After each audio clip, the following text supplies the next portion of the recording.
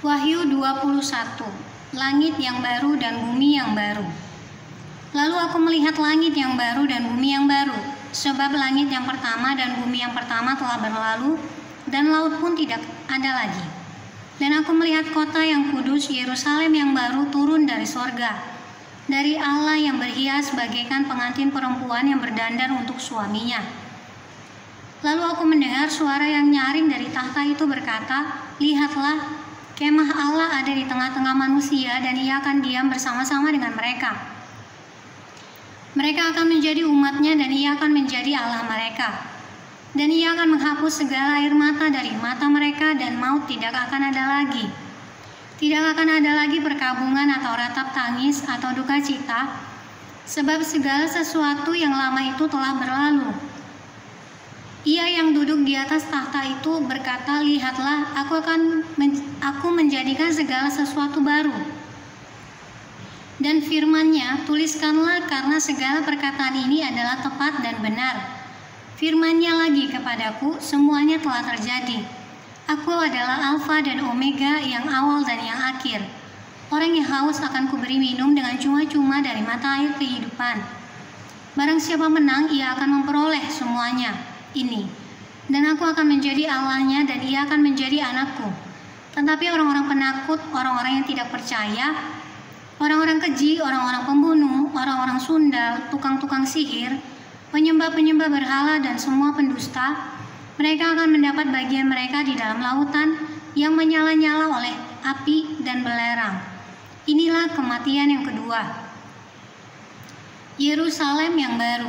Maka datanglah seorang dari ketujuh malaikat yang memegang ketujuh cawan, yang penuh dengan ketujuh malapetaka terakhir itu. Lalu ia berkata kepadaku, katanya, "Marilah ke sini, aku akan menunjukkan kepadamu pengantin perempuan mempelai anak domba." Lalu di dalam roh ia membawa aku ke atas, sebuah gunung yang besar lagi tinggi, dan ia menunjukkan kepadaku kota yang kudus itu, Yerusalem, turun dari sorga dari Allah. Kota itu penuh dengan kemuliaan Allah, dan cahayanya sama seperti permata yang paling indah, bagaikan permata yaspis, jernih seperti kristal. Dan temboknya besar lagi tinggi, dan pintu gerbangnya 12 buah. Dan di atas pintu-pintu gerbang itu ada 12 malaikat, dan di atasnya tertulis nama ke-12 suku Israel. Di sebelah timur terdapat 3 pintu gerbang, dan di sebelah utara 3 pintu gerbang, dan di sebelah selatan 3 pintu gerbang, dan di sebelah barat 3 pintu gerbang. Dan tembok kota itu mempunyai 12 batu dasar, dan di atasnya tertulis ke-12 nama ke-12 rasul anak domba itu. Dan ia yang berkata-kata dengan aku mempunyai suatu tongkat pengukur dari emas untuk mengukur kota itu, serta pintu-pintu gerbangnya dan temboknya.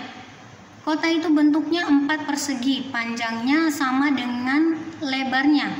Dan ia mengukur kota itu dengan tongkat itu, 12.000 stadia panjangnya, dan lebarnya dan tingginya sama. Lalu ia mengukur temboknya 144 hasta, menurut ukuran manusia, yang adalah juga ukuran malaikat. Tembok itu terbuat dari permata yaspis, dan kota itu sendiri dari emas tulen, bagaikan kaca murni. Dan dasar-dasar tembok kota itu dihiasi dengan segala jenis permata. Dasar yang pertama batu yaspis, dasar yang kedua batu nilam, dasar yang ketiga batu mirah, dasar yang keempat batu zamrud, dasar yang kelima batu unam, dasar yang keenam batu sardis, dasar yang ketujuh batu ratna cempaka, yang kedelapan batu beril, yang kesembilan batu krisolit, yang ke-10 batu krisopras, yang ke-11 batu lazuardi, dan yang ke-12 batu kecubung. Dan ke-12 pintu gerbang itu adalah 12 mutiara. Setiap pintu gerbang terdiri dari 1 mutiara, dan jalan-jalan kota itu dari emas murni bagaikan kaca bening. Dan aku tidak melihat bait suci di dalamnya, sebab Allah, Tuhan yang Maha Kuasa, adalah bait sucinya.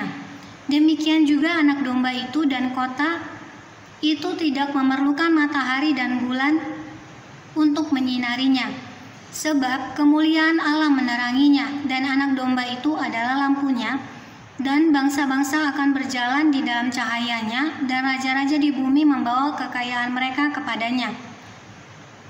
Dan pintu-pintu gerbangnya tidak akan ditutup pada siang hari. Sebab malam tidak akan ada lagi di sana, dan kekayaan dan hormat bangsa-bangsa akan dibawa kepadanya. Tetapi tidak akan masuk ke dalam sesuatu yang najis, atau orang yang melakukan kekejian atau dusta. Tetapi hanya mereka yang namanya tertulis di dalam kitab kehidupan anak domba itu.